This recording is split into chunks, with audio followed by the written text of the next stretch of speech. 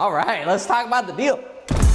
Hold up, before I teach you how I negotiated this deal and made over $100,000 tax-free doing very little work, let me show you the before 3D scan. It's pretty relevant. This is a 4-bedroom, 3.5 bath house with almost 2,800 square feet in Southern California. It was listed for sale for $650,000, despite places selling for, well, I'll get into that. But anyway, what I want you to look at is how terrible, how absolutely miserable the condition of this 2003 built house is. And in case you're confused by that, well, you should be.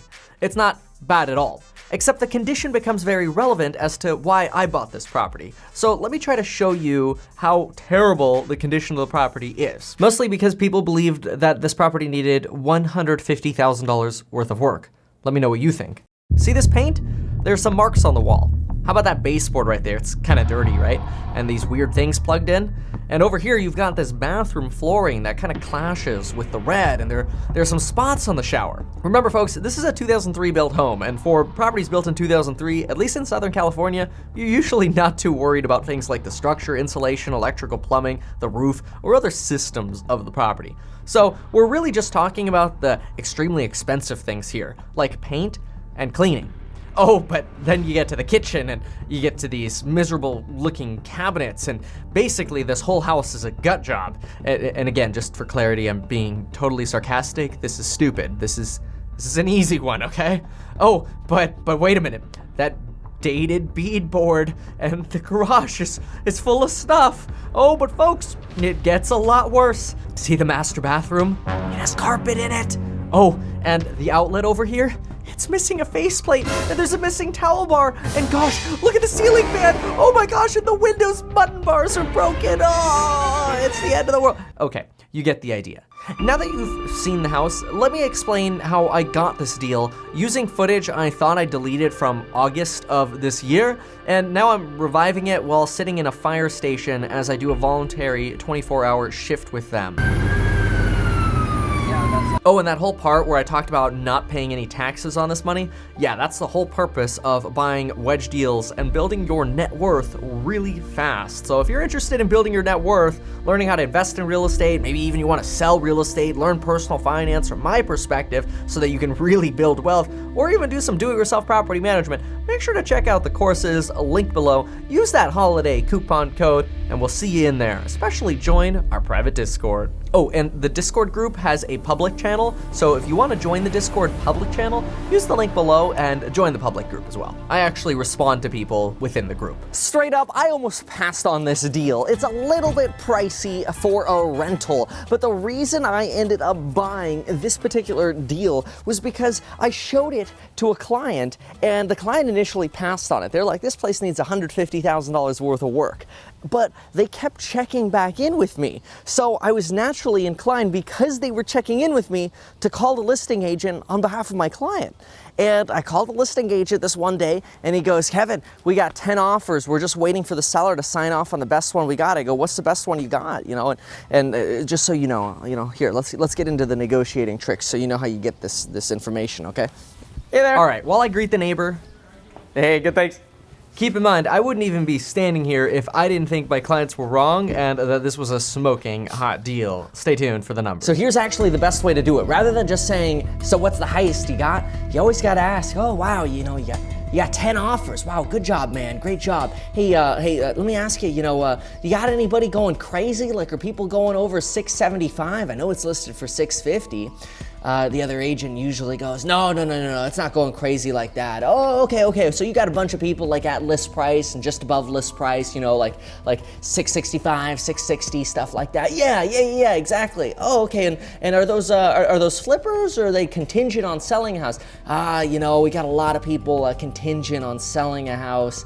We got some flippers too. I go, oh, okay. So are your flippers, are they like 620, 630? Yeah, they're down there. They're all cash, but the seller really wants 650. Really?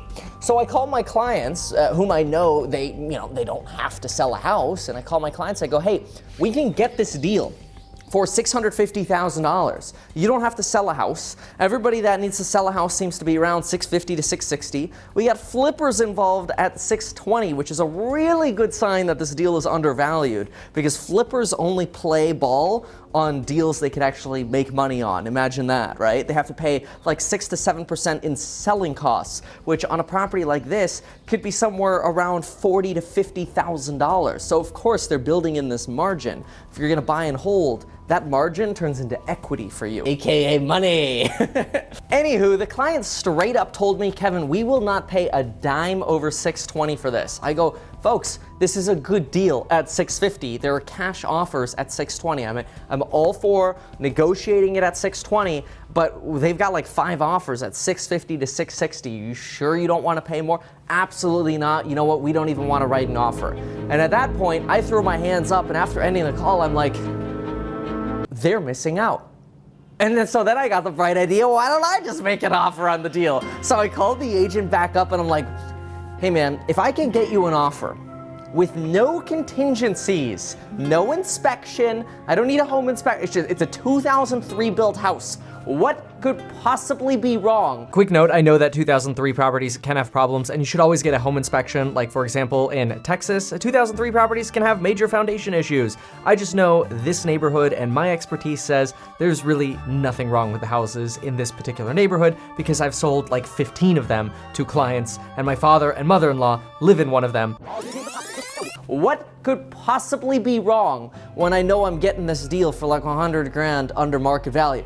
Another deal sold for like $769, same floor plan, and this is listed for $650. It ain't that bad. Anyway, he goes, Kevin, look, the seller wants their number, but they're tired of all these contingencies. I go, non-contingent offer. We're only going to put 5% down because we want to move into this property. Then what we're going to do is we'll release the deposit to your seller. That is, we'll literally give your seller the $20,000 that would ordinarily go to escrow. We'll just wire it straight to their bank account. We don't even care about pit stopping at escrow. Makes no difference. If we cancel the deal, you know what? Keep the 20 grand for the time you spent with us. And we'll close this thing with a loan as soon as humanly possible. I added a little bit of salt and pepper to the deal, which I always do, and which is generally very truthful because I'm constantly evaluating other deals. I go, hey, look, you know, this is Wednesday. I gotta know by Friday because otherwise I'm jumping to another deal. It's either the other deal or your deal. And so I wish I could just say they signed it, but sure enough, Thursday comes along and they're like, Kevin, you know, we really want you to qualify with our lender. We just want to make sure you're good to go.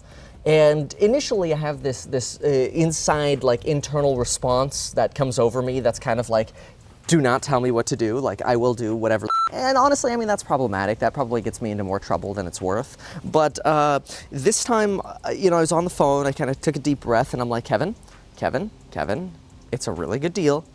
Hey, you know what? I'd love to talk to your lender. How about you send me their information? I'll get in touch with them right away. In fact, if you could do me a favor when you send me their information, let them know that I want to send them all of my qualification documents today so we can get this deal signed up.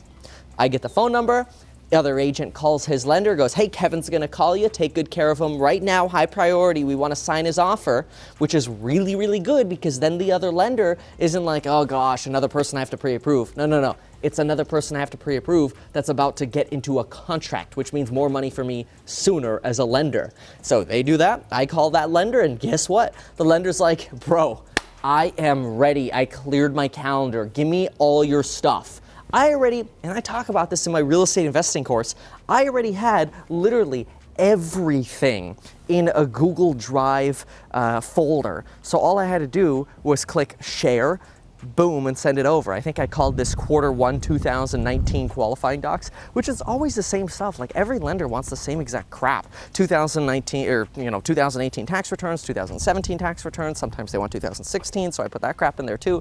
Bank statements, letters from CPAs, all this stuff. It's all already in there. It's every single time I do a loan. It's literally the same thing they ask. I get excited when they ask me for something that I haven't heard of before. I'm like, seriously, you guys want that now too? No problem, I'll drop it in the Google Drive. Quick interjection here. here, I want you to pause for a moment and just think about what I did here. Ordinarily, most people start hemming and hawing when they hear they have to go through hoops and hurdles. Oh, I have to pre-approve with somebody else. Oh, I have to wait. Oh my gosh, there are other offers. People discourage themselves so darn quickly, and here's a property that needs some work, but I'm against cash offers. I'm against people at full price with 20% down. I'm against other people with other strong offers. And here I am putting 5% down.